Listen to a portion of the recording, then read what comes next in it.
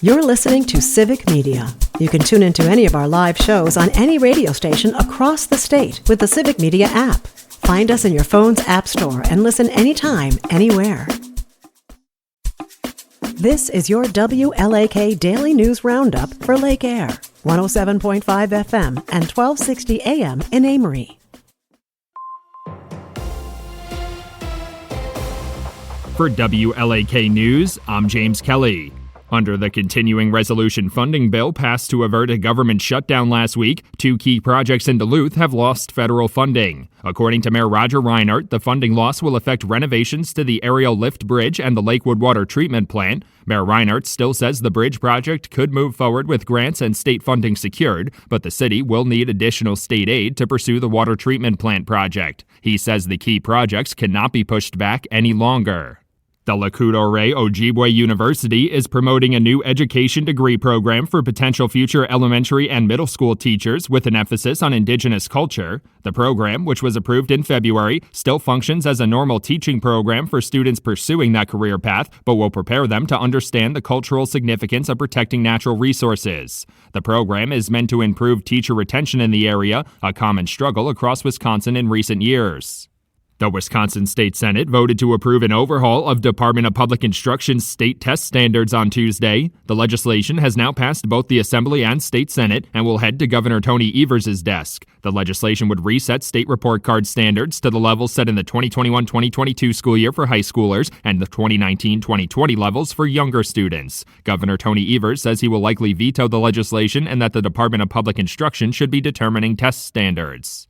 One of the largest firearm manufacturers in the United States will be relocating their entire manufacturing operation to Wisconsin. Henry Repeating Arms plans to relocate to a newly expanded state-of-the-art headquarters in Rice Lake with 2 additional facilities in Ladysmith. Company officials say they're also working on opening up a 3rd facility in Ladysmith over the summer. Their current manufacturing operations are run out of Bayonne, New Jersey. Officials say the transition will allow them to increase production and improve collaboration.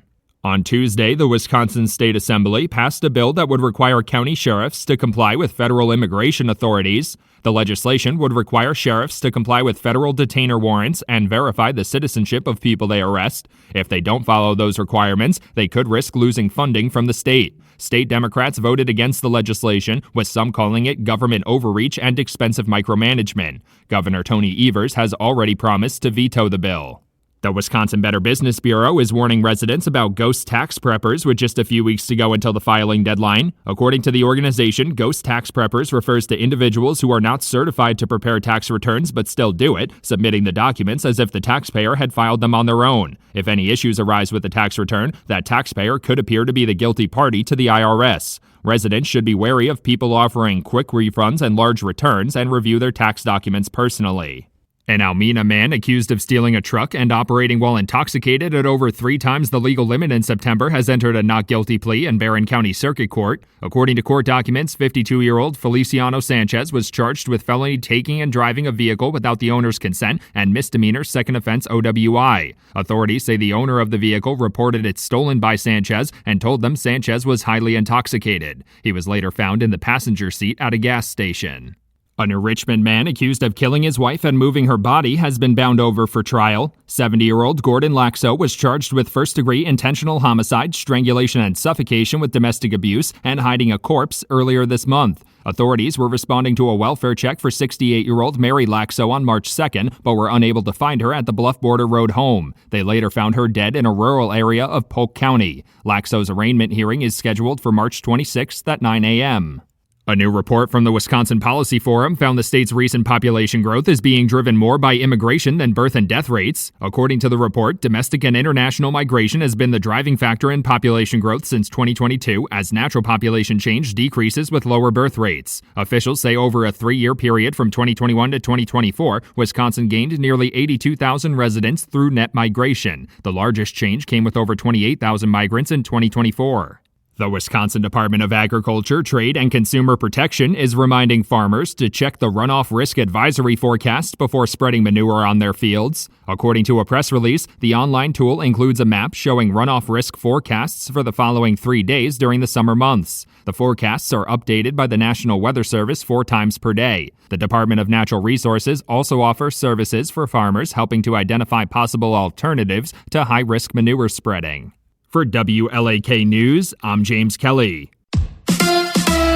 The Packers add a receiver from the Chiefs. Hi, I'm Mike Clemens with sports. The Packers picking up a wide receiver and returner in free agency. He's McCole Hardman, who earned 3 Super Bowl rings with the Kansas City Chiefs. Hardman, who turned 27 last week, suffered a knee injury last season. He'll sign a 1-year deal with Green Bay. NBA, the Bucks losing last night at Golden State 104-93. Steph Curry sat out for the Warriors. The Bucks have lost 5 of their last 7 games. March Madness underway. The Wisconsin Badgers arriving in Denver last night for tomorrow afternoon's game against Montana at 12:30. I think quick turn, go play, right? Don't dwell on, hey, we got to the championship game, we didn't get it done. Now let's go on to next. We get to play in another one. We just focused on a 4-team, 2-game tournament. We have to win Thursday if you want to get Saturday. You know, as I've always said, all the bad teams are probably waking up about right now on spring break, somewhere with their feet in the sand, and the really good ones are still playing. That's Wisconsin head coach Greg Gard. With sports, I'm Mike Clemens.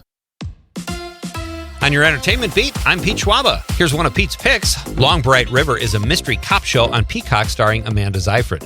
In my opinion, it took a little bit to get going, but was explained as to why later in the show. Seyfried plays a Philadelphia cop who investigates crimes against sex workers and the homeless in Philly's Kensington area. The Mamma Mia star plays the role a bit passively as a reluctant police officer, but ultimately her choices work. The best thing about the show, in my opinion, is that I really had no idea who the bad guy was right up until the end. It's always nice to binge a mystery that isn't predictable. Fox's The Cleaning Lady is infusing its cast with some new blood. Joining the show will be Lea Salonga, who starred in Les Mis on Broadway, Patricia de Leon, who most recently appeared on Taylor Sheridan's Lioness, and Robert Giacchini, who's appeared in films like Dreamgirls and Godfather 3. That's some good talent that will hopefully help the show overcome a title that's hard to take seriously. People on social media have been raving about the show Adolescence. They might be onto something, as it is the highest-rated show on Netflix for the week of March 10th. The show was discovered by over 24 million viewers between Thursday and Sunday of last week. That's 5 million more viewers than Robert De Niro's Zero Day received, which premiered February 17th. Adolescence almost drew more viewers than a horribly reviewed Chris Pratt, Millie Bobby Brown movie, The Electric State, which took in just over 25 million viewers. Regarding episodic shows, the comedy Running Point finished in second place behind Adolescence with just over 9 million viewers. If you're in the mood for some laughs, check it out, as Kate Hudson plays an executive who finds herself running an NBA basketball team. So much bingeable color TV to check out, but your time is valuable. So choose wisely, my fellow couch potatoes. Gwyneth Paltrow says that she and Timothée Chalamet have a lot of sex together. In a new film, that is. In a recent interview with Vanity Fair, Paltrow talked about her new film, Marty Supreme. Chalamet plays a professional ping pong player and Paltrow his love interest. Throughout the interview, Paltrow tries to make ping pong sound sexy, like Chalamet's character learned on the streets. Gwyneth made a point to say there was no intimacy coordinator on the set and that they handled the love scenes themselves. Sources have not confirmed or denied that to enhance the mood on the set, Paltrow lit a whole mess of scented candles she used to sell that supposedly smelled like her private parts. Google it, it's real. Timothée Chalamet is also prepared to launch a personal product of his own. It's a mustache comb called One Day I Might Need This. Marty Supreme will be released Christmas Day of 2025. For more showbiz fun, tune in to Nightlight with me, Pete Schwaba, weeknights from 6 to 8 p.m. on the Civic Media Radio Network. Heavy snow and wind will create areas of blowing snow through much of the day today. We're talking 3 to 6 inches, more to the south, less to the north, and strong northerly wind gusts from 30 to 40. That will create blowing snow through this evening. Our high today, 36. Conditions will improve late tonight. I'm meteorologist Sean Cable. Right now, it's 31. That's your WLAK Daily News Roundup from Civic Media. Subscribe to this podcast on Spotify, Apple, or wherever you find your podcasts. Find more news at lakeair.radio. The national news cycle never stops, but it can be hard to find news about your local community. Civic Media is dedicated to providing quality local and state news coverage across Wisconsin. With the Civic Media app, you can get notifications about local stories that matter to you and your community. Find the free Civic Media app in your phone's app store and choose notifications from the menu to tell us what kind of news you want to hear about.